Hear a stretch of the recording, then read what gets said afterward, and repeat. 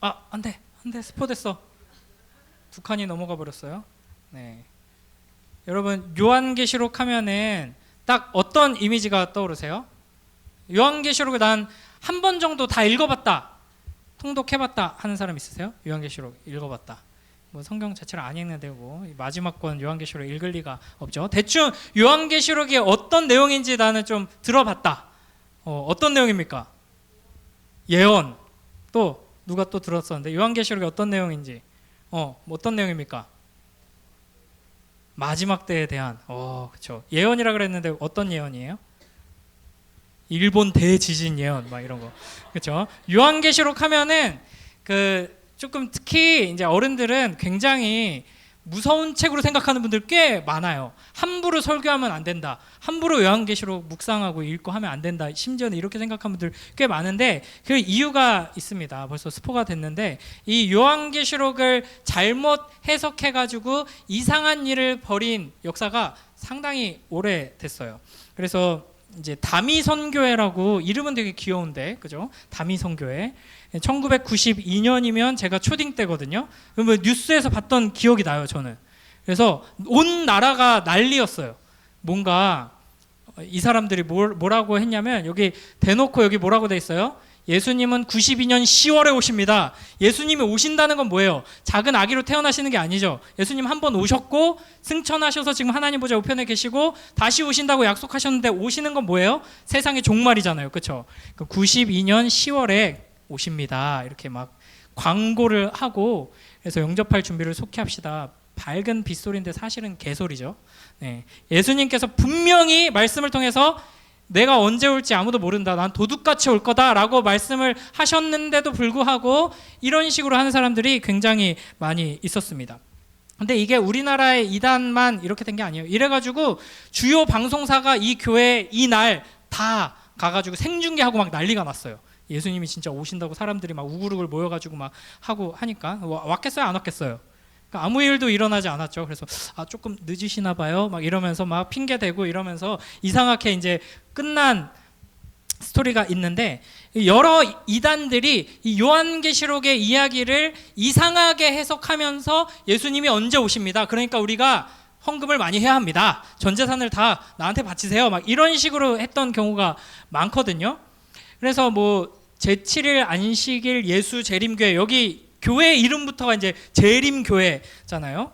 여기서도 막 그 요한계시록에 나오는 여러 숫자들과 상징들이 있어요. 그거를 어떤 상징인지, 무엇을 이야기하기 위해서 이런 숫자를 쓰고 있는지를 해석해야 되는데, 그걸 가지고 막 곱하기 몇 해가지고 실제 날짜로 막 계산을 하면서, 이때는 이 사람들은 1844년에 예수님이 다시 오신다라고 하면서 3월 21일에 오신다고 이렇게 막 예언을 했어요. 근데 그 날짜가 되니까 또 여기도 막 모여가지고 막 울면서 기도하면서 막 이렇게 했겠죠. 근데 안 오니까 우리가 기도를 열심히 했더니 조금 늦춰주셨다. 이래가지고 10월 달로 미루고 막 이렇게 하다가 계속 안 오시니까 이제 사람들이 사기구나 하고 막 떠나죠. 이제 그러다가 여기는 이제 교주가 여자거든요. 제7 안식 재림교회 존 화이트라는 이 여자가 예수님이 안 오신 줄 알았는데 우리가 못 본 사이에 이미 오셨다.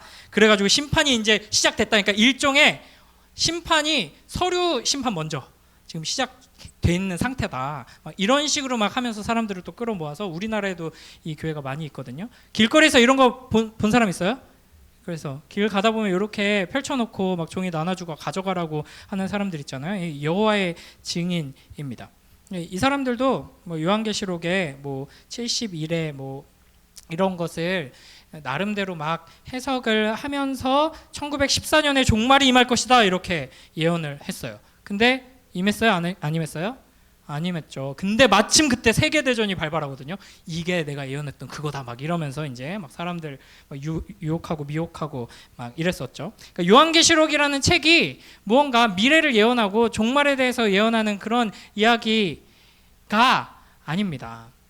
그래서 요한계시록은 오늘 본문 3절의 주보에 보시면은 뭐라고 돼 있냐면, 이 예언의 말씀을 읽는 자와 듣는 자와 그 가운데에 기록한 것을 지키는 자는 복이 있나니 라고 말씀하시죠. 그러니까 읽고 이 말씀을 통해서 하나님의 음성을 듣고 그 다음에 이 말씀을 우리가 지켜야 한다. 그걸 목적으로 하나님께서 우리에게 주신 거예요. 그러니까 이게 단순히 과거에 어떤 일어나는 어떤 전쟁, 이 요한계시록의 이 구절이 사실은 그 로마랑 거기가 전쟁했잖아, 몇 년도에. 그 전쟁에 대한 예언이라니까. 이거 우리랑 상관없잖아요. 그걸 우리 어쩌라고, 그죠? 이게 나중에 이스라엘이랑 지금 중동이랑 세계 3차 대전이 일어날 거야. 아니면은 뭐 이스라엘이랑 중국이랑 뭐 이렇게 말하는 사람도 있어요. 이스라엘이랑 러시아랑 막 성경을 근거로 해서, 요한계시록을 근거로 해서 그걸 예언하는 말씀이야, 막 이렇게 하는 사람도 있는데 그게 아니에요. 사실은 장르만 잘 파악하면 요한계시록의 핵심 메시지가 뭔지, 하나님께서 이 복잡하고 막 용도 나오고 막 이상한 666이니 14만 4천이니 숫자가 나오는 이 이야기들을 요한에게 환상으로 보여주셔서 기록하시고 우리에게 듣게 하시는 이유가 뭔지, 그래서 뭘 어쩌라는 건지 쉽게 파악할 수 있습니다. 그래서 요한계시록의 3가지 장르를 오늘 살펴볼 거예요. 자, 3가지 뭔지 한번 읽어봅니다. 요한계시록의 장르 시작. 예언, 묵시, 편지. 네. 자, 첫 번째로 요한계시록은 예언입니다. 최근에 떠들썩했죠. 일본에 닥칠 대재앙 해가지고 2025년 7월. 근데 아직 7월이 안 지나가지고 이거 좀 불안불안하기는 해요. 놀랍게도 어떤 만화책에 이런 내용이 써 있어가지고 일본 사람들이 실제로 조금 불안해하는 사람들이 좀 있었다고 하고, 그리고 실제로 일본에 여행 가는 그 수치가 뚝 떨어졌다고 하더라고요. 뭐 더워서 그런 것들 수 있을 거고 뭐 그럴 건데, 어쨌든 이런 우리가 예언이라고 하면은 미래에 무슨 일이 일어날 거다를 이야기하는 걸 예언이라고 많이들 생각을 해요. 그래서 제일 유명한 예언자 중에 한 명이 노스트라다무스. 그의 기록 안에 이 세계사의 주요한 장면들이 다 담겨 있다라고 하거든요. 그리고 이제 뭐 조선에도 그런 비슷한 예언자가 있었다, 막 이런 이야기를 합니다. 근데 쉽게 말하면 사실 여러분도 할 수 있어요. 뭐 유튜브 채널 하나 파가지고 그 예언자 채널 하나 만들 수 있거든요. 그래서 여러 개를 그냥 다 모호하게 이야기를 하는 거예요. 그래서 뭐 동방에 불타는 별이 바다에서 일어나 수많은 사람들의 비명으로 가득 찼다, 뭐 이런 걸 써놔. 그리고 이제 이게 뭘 해석하는지 여러 가지 버전으로 만들어서 유튜브에 올려놨다가 거기에 비슷한 게 일어나면은 딱 공개하고, 틀린 건 지우고, 막 이렇게 하면 이제 예언자가 될 수 있거든요.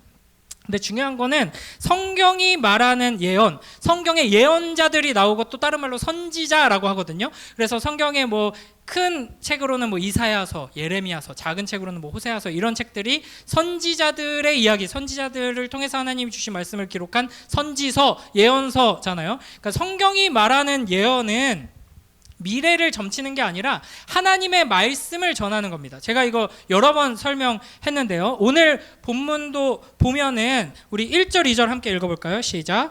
예수 그리스도의 계시라. 이는 하나님이 그에게 주사 반드시 속히 일어날 일들을 그 종들에게 보이시려고 그의 천사를 그 종 요한에게 보내어 알게 하신 것이라. 요한은 하나님의 말씀과 예수 그리스도의 증거, 곧 자기가 본 것을 다 증언하였느니라. 아멘. 그래서 보면 먼저 1절에 중요한 건 예수 그리스도의 계시입니다. 하나님께서 주신 거예요. 하나님께서 열어서 보여주신 것, 이것을 요한이 이제 보고 그 본 것을 이제 보이시고 알게 하시고, 그래서 본 것을 증언하는 것, 이게 이제 구약 성경의 맥락에서 예언자가 하는 일입니다. 그러니까 단순히 미래일을 말하는 게 아니에요. 하나님의 말씀을 전하는 거예요. 그래서 구약에서 사실 예언자가 자꾸 미래에 무슨 일이 일어날 거니까 뭐 해라, 미래에 이런 일이 일어날 거다 경고하는 것처럼 보이는 이유는 하나님이 이미 하나님의 말씀을 통해 이스라엘과 언약을 맺으면서 너희를 위해서 내가 이런 일을 할 거고, 너희가 순종하면 이런 축복을 줄 거고, 너희가 불순종하면 내가 이렇게 너희를 징계하고 이렇게 너희를 혼낼 건데 그때 말 듣고 돌아와야 돼. 그래도 말 안 들으면 내가 기근을 내려서 굶어 죽게 할 거야. 그러면 정신 차리고 다시 나에게 돌아와야 돼. 그래도 정신 안 차리면 내가 다른 나라 보내가지고 너네 멸망시킬 거야. 그때라도 잘못했습니다 하고 나한테 돌아와야 돼. 그래도 말 안 들으면 너네는 내가 약속해서 너희한테 준 이 땅에서 살 필요 없어. 살 수 없어. 내가 쫓아낼 거야. 그래서 포로로 끌려갈 거야. 그때 포로로 끌려간 데서 고통스러울 때 하나님께 돌아가야겠다라고 회개하고 돌아와. 그러면 그때라도 회복시켜 줄게. 이게 하나님께서 이스라엘과 언약 맺으면서 하신 약속이거든요. 근데 그 약속대로 이스라엘 역사가 쭉 펼쳐졌어요. 펼쳐져요. 왜?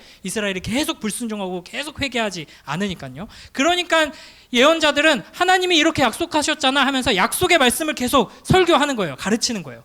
그런데 그 말씀대로 역사가 계속 이루어지다 보니까 미래를 예고하는 측면이 굉장히 강조되는 거죠. 그러나 단순히 미래에 대해 이야기하는 게 아닙니다. 그래서 이 요한계시록이라는 책도 마찬가지로 미래에 대해서 무언가 이야기하는 부분이 많아요. 사실은 마지막 때 예수님이 다시 오시기 전에 이런 일이 벌어지고 다시 오실 때 이런 일이 벌어질 것이다 라고 말씀하지만 거기에 나타있는 수많은 상징들을 통해서 하나님께서 주시고자 하는 메시지는 미래에 구체적으로 어떤 일이 누구에 의해서 어떻게 벌어지느냐 이 초점보다는 하나님의 약속이 어떻게 이루어지는가를 보여주고자 하는 목적이 훨씬 크다 하는 겁니다. 그래서 이 요한계시록이 큰 장르 구분 안에서는 신약의 예언서, 신약의 선지서거든요. 그렇다면 이제 요한계시록이 예언서다라고 할 때 우리가 가져야 하는 이미지는 노스트라다무스가 아니라 이런 이미지입니다. 이 사람 뭐 하는 사람일까요?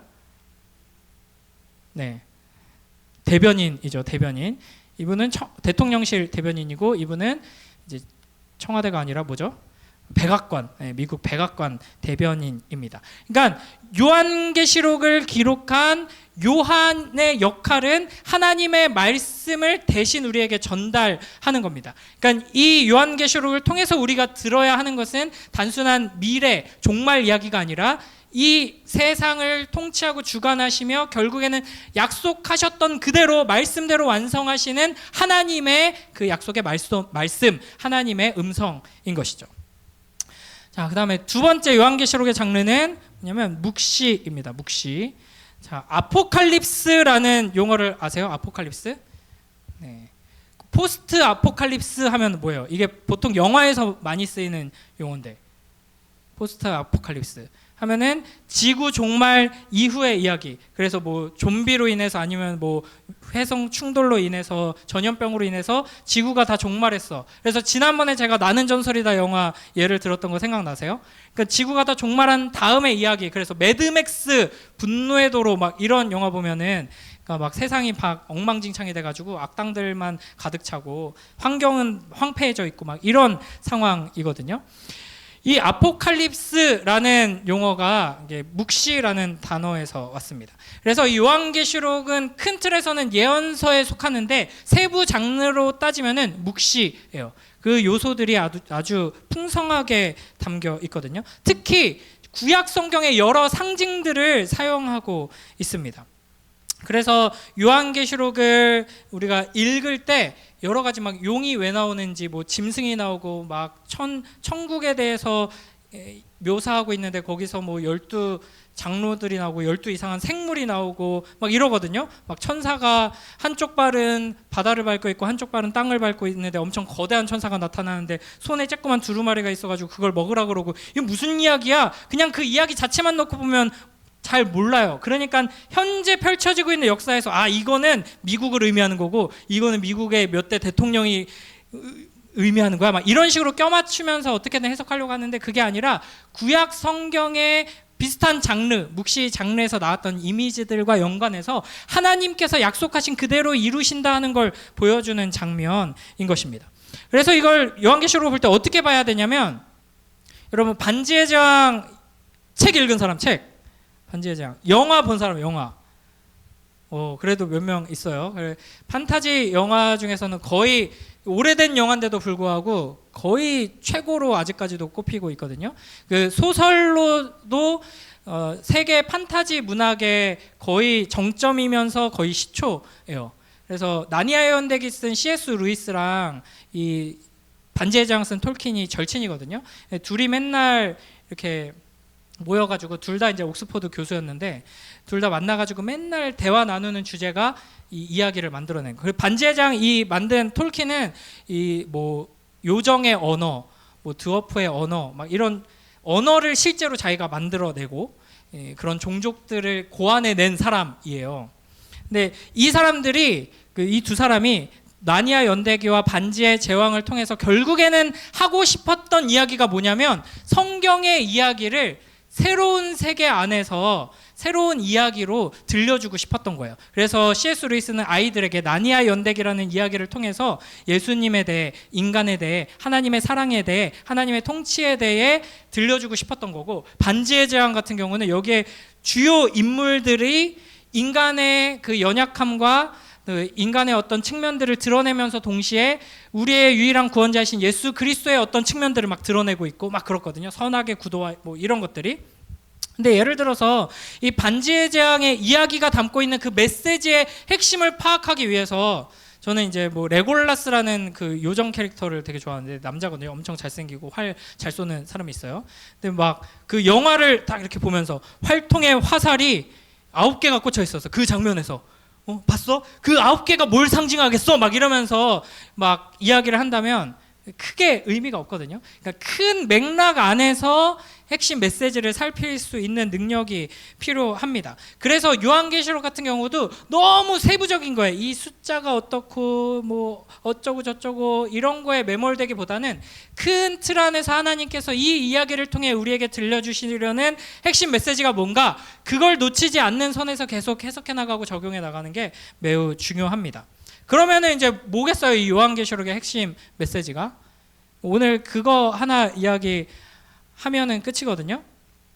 이 요한계시록을 저에게 가르쳐 주신 교수님의 선생님이 미국의 유명한 학교에서 이제 요한계시록을 가르치는 뭐 포이스레스라는 교수님이신데, 그분의 이제 이야기를 들어보면은 이 요한계시록 본인의 이제 강의를 듣고 이제 교회 초청을 받아서 요한계시록에 대해서 이렇게 강의를 하는데, 막 초딩들 막 11살, 2살 이런 아이들이 막 집중을 해서 막 1시간 넘는 강의를 막 필기하고 막 이렇게 듣더래요. 그래서 와, 이거는 어른들도 힘들고 사실은 신학생들도 힘들어하는 건데 이거 어떻게 이렇게 열심히 저렇게 듣지 하고 이제 집회가 끝나고 이렇게 물어봤대요. 너 그 목사님, 교수님 강의 무슨 내용이었는지 이해가 되니?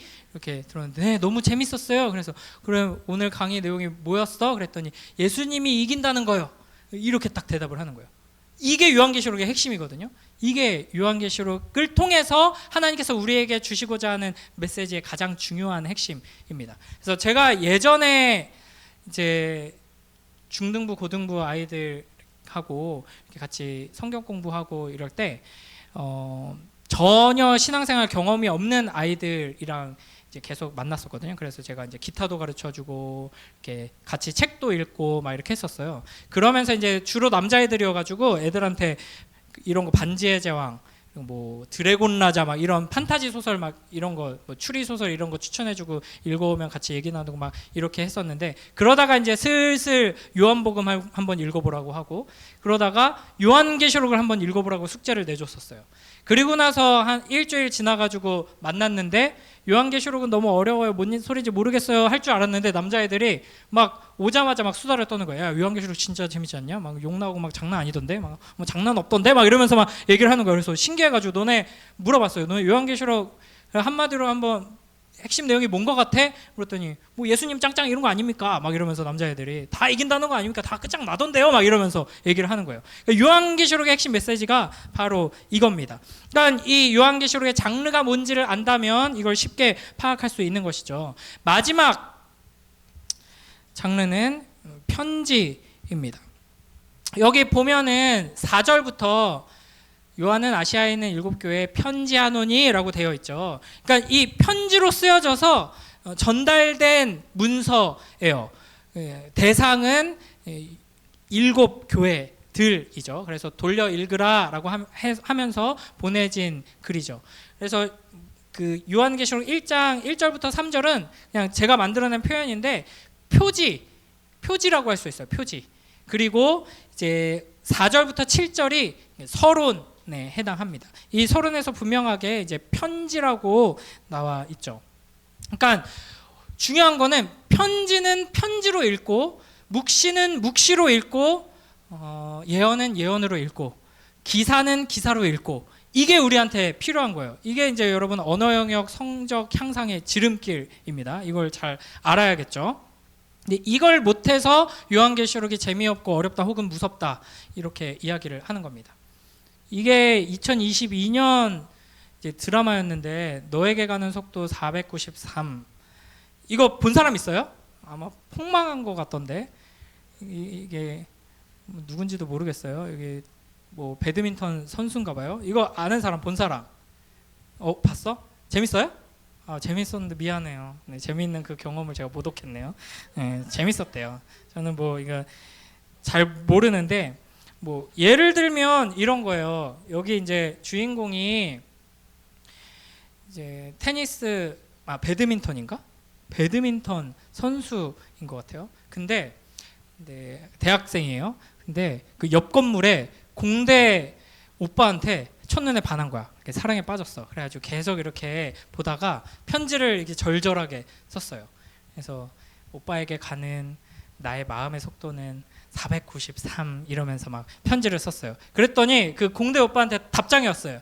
편지에 적힌 킬로미터는 속도나 속력이 아니라 거리를 나타내는 단위이기 때문에 속도라고 칭하는 것은 잘못된 것입니다. 이게 제가 썼는데 이게 오타가 좀 났네요. 편지에 사용된 493은 아마도 배드민턴 경기에서 나온 셔틀콕 최고 속력 비공식 세계 기록인 493km/h를 말하는 것 같습니다. 그렇다면 킬로미터를 km/h로 표기하는 것이 옳습니다. 속도와 속력은 모두 빠르기를 나타내는 물리량이지만 속도는 방향을 포함하는 벡터량이고 속력은 방향을 고려하지 않는 스칼라량입니다. 어쩌고 저쩌고 이런 개소리를 짓거리면은 연애를 절대 못하죠. 그죠? 이런 거는 그냥 넘어가면 돼요. 그냥 킬로미터. 사실은 이거 이과를 좋아하고 수학을 좋아하는 사람이 보면 이건 진짜 말도 안 되는, 그죠? 지금 보시자마자 아셨을 거예요. 우리 쌤들은. 아이고 저 한심한 놈들, 저 문과 놈들이 방송국에 앉아가지고 이딴 식으로 쓰고 있다. 아이고 이과 한 명이라도 뽑아야지. 작가나 PD나 뭐 한 명이라도 이제 이과를 뽑아놨어야지. 이게 뭐냐 이게. 이거 어디서 KBS, 심지어 KBS야 KBS. 그냥 유튜브 채널에서 나왔어도 한심한데. 근데 이게 방송국에서 나온 포스터가 아니라 그 옆 건물의 최대 여대생이 나한테 보낸 편지면은 그걸 편지답게 읽고 답장을 했어야지. 그죠? 나중에 사귈 때도 그 얘기 하면 안 돼. 너 나한테 처음 줬던 편지 있잖아. 그거 내가 지금 1년을 참았어. 이제 우리가 서로 신뢰감 있는 연인이니까 이제 얘기하는데 너 다음부터는 절대 그러지 마. 이거 내가 진짜 신경 쓰여가지고 내가 살이 빠진 이유가 사실 이거였다. KM이 뭐니? KM이 거기 속력, 속도 내가 차이를 설명해 줄게. 이러면 안 되는 거예요. 그죠? 그러니까 그 사람이 어떤 도구를 통해서 나한테 이야기를 하느냐, 어떤 장르를 통해서 이 글을 전달하느냐라고 할 때 그 장르를 파악하고 그 장르에 맞게, 의도에 맞게 읽는 게 굉장히 중요합니다. 하나님께서는 요한계시록을 우리에게 예언서로, 묵시로, 또 편지로 주셨습니다. 그렇다면 이 이야기를 통해서 요한이 본 환상이 주로 기록되어 있거든요. 이 환상을 통해서 하나님께서 우리에게 무엇을 말씀하시고자 하는가, 이걸 우리가 붙들어야 하는 것이죠. 그래서 이 편지를 이해하기 위해서는 어떤 상황에서 어떤 대상에게 이 편지를 쓰고 있는가를 알아야 하는데, 요한계시록의 편지를 받는 7교회는 그 당시 초대교회를 대표하는 교회들이고 어떤 상황이었냐면 박해의 상황이었습니다. 원래는 이제 유대교 종교 지도자들과 유대인들한테 막 박해를 받았죠. 이단이라고. 그러나 로마 제국이 보기에는 그냥 유대인 안에 있는 한 분파에 불과했어요. 그렇기 때문에 그냥 비슷하게 취급을 한 거죠. 실제로 회당을 중심으로 유대인들이 모여서 성경 공부하고 예배하는 회당을 중심으로 그리스도인들도 모였고, 초반에는 바울도 회당을 찾아다니면서 계속해서 복음을 전했잖아요. 그랬는데 점점 놀랍게도 성령의 임재 안에서 예수님 믿는 사람들이 어마어마하게 불어납니다. 그냥 유대인들 안에서 유대인들이 정통 유대인에서 그리스도인으로 변하는 걸 넘어서서 심지어는 로마 황제의 친척들, 최고위직까지, 심지어는 가장 낮은 노예까지 막 수많은 사람들이 그리스도인이 되어가는 거예요. 근데 유대인들도 굉장히 독특한 민족이었는데 이 그리스도인들은 더 독특하다는 걸 이제 권력자들이 깨닫게 됩니다. 그래서 가만 놔두면 안 되겠는데 하면서 여러 가지 제한들을 두기 시작하고 불이익들을 주기 시작하고 여기저기서 이제 박해가 일어나기 시작합니다. 그러다 보니까 이제 90살 넘은 사도 요한이 최후로 남은 사도였는데 그 수많은 사람에게 존경받고 영향력을 끼침에도 불구하고 이제 죽이지는 못하니까 유배를 당한 상태로 지금 요한계시록을 쓰고 있는 것이거든요. 이런 상황에 있는 그리스도인들에게, 그러니까 이게 쉽게 말하면 이런 거예요. 예수님을 믿게 되었어. 내가 뭐 어떻게 통제할 수가 없어. 이미 나는 이제 믿게 되었어요. 믿게 되었는데 분명 예수님 곧 다시 오신다고 듣고 그걸 믿고 다시 오실 걸 준비하고 기대하면서 부지런히 모여서 말씀 듣고 배우고 서로 사랑하면서 막 이웃을 사랑하면서, 로마인들은 막 갓난아기 장애 있으면 그냥 갖다 버리고 여자아이면 그냥 갖다 버리고 했는데 쓰레기장 가서 애들 다 데리고 와가지고 애기들 막 키우고 막 이렇게 살아가면서 금방 오시겠지? 이러고 있었는데 예수님은 계속 안 오시고 박해는 점점 시작되고, 이러니까 믿음이 흔들리는 사람들이 나타나고 배교하고 떠나가는 사람들이 나타나고, 근데 우리는 믿음은 안 없어져요. 믿음을 버릴 수는 없어. 근데 버리고 싶고 너무 무서워. 이런 상황에 있는 교회에게 하나님께서 편지를 보내시는 것입니다. 그래서 인사말이 이렇게 시작합니다. 우리 빨간 부분만 읽어볼까요? 시작. 예수 그리스도로 말미암아 은혜와 평강이 너희에게 있기를 원하노라. 아멘. 우리에게 은혜를 주시기 위해서 이 요한계시록을 주시는 겁니다. 초대교회에게 주시는 것이고요. 또 우리에게 주시는 겁니다. 그러니까 은혜가 뭐냐? 우리는 단순히 좀 이런 도움이 필요한데, 이런 개선이 필요한데 하는 상태에 있는 이들이 아니에요. 지금 초대교회 박해가 막 이렇게 시작되고 막 이제 조짐이 안 좋아요. 요즘 날씨 더워지고 하는데 조금 지나면 괜찮겠지가 아니라 과학자들이 대부분 이구동성으로 이제 여러분이 경험하는 가장 시원한 여름입니다 이야기 하잖아요.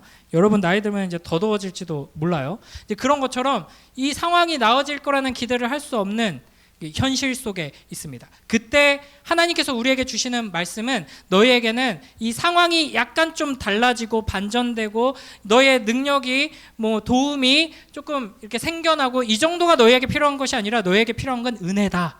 너희에게 필요한 건 내가 베풀어주는 은혜가 너희에게 필요하다라는 것을 말씀하시는 것이고요. 하나님께서 베풀어주시는 그 은혜로 말미암은 평강이 너희에게 필요하다. 그러니까 잠시 기분 좋고 잠시 그냥 막 마음을 놓을 수 있는 휴가 같은, 그래서 계속 힘들지만 그래도 휴가 때 마음껏 잘 쉬었다, 이 정도가 필요한 게 아니라 그 누구도 흔들 수 없는 영원한 평강, 하나님의 은혜로부터 말미암은 그 평강이 너희에게 필요하다. 그걸 내가 너희에게 주겠다라는 목적으로 이 책을 하나님께서 우리에게 주고 계십니다. 그래서 3절 말씀 우리 빨간 글씨 함께 읽습니다. 시작. 이 예언의 말씀을 읽는 자와 듣는 자와 그 가운데에 기록한 것을 지키는 자는 복이 있나니 때가 가까움이라. 아멘. 우리가 이제 요한계시록 계속 매일 성경 묵상하고 있는데 이제 조금 여유가 생겼죠, 여러분. 날씨가 좀 덥지만 오늘부터라도 내일부터라도 이 요한계시록 말씀을 읽고 그 밑에 해설 좀 어려울 수도 있어요. 그 해설을 읽고 여러분이 이게 두려움 가운데 있는 우리를 위해서 하나님께서 용기 내라고, 내가 너희를 떠난 게 아니고 내가 능력이 부족해가지고 지금 너희가 보고 있는 현실이 이 지경이 된 게 아니고 내가 승리했고 곧 완성할 것이다. 구약의 수많은 이야기를 통해 너희에게 준 그 약속 있지? 그걸 내가 이룰 거야 라는 것을 계속 들려주시는 겁니다. 그러니까 정신 차려. 그러니까 울지 마. 그러니까 지쳐있지 말고 힘내도 돼. 의미 없지 않아. 열심히 해도 돼. 이렇게 예수님께서 계속 우리에게 주시는 말씀인 것이죠. 그래서 한마디로 이게 요한계시록의 메시지의 핵심이라고 할 수 있습니다. 자, 찐막, 진짜 마지막 크게 읽습니다. 시작. 이것을 너희에게 이르는 것은 너희로 내 안에서 평안을 누리게 하려 함이라. 세상에서는 너희가 환난을 당하나 담대하라. 내가 세상을 이기었노라. 아멘. 이 이제 남은 기간 동안 요한계시록 말씀 매일 성경으로 읽고 묵상하면서 승리하신 예수 그리스도를 믿음의 눈을 들어서 보고 그 승리하신 예수 그리스도로 인해서 위로받고 세임 얻고 주님과 함께 동행하는 삶을 살아가는 우리 모두가 되길 주님의 이름으로 축복합니다.